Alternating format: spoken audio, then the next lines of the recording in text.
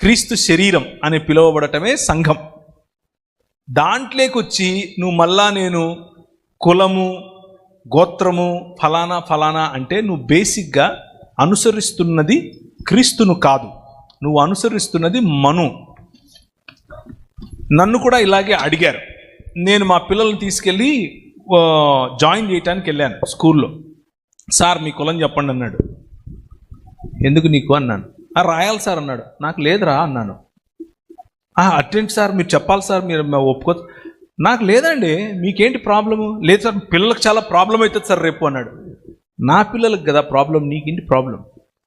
నేను చెప్తున్నాను నాకు కులం లేదని, నువ్వు జనరల్ అని రాయి అక్కడ అన్నాను. సరే సార్ మీ ఇష్టం అన్నాడు, రాశాడు. ప్రతిఘటించడం నేర్చుకోవాలి.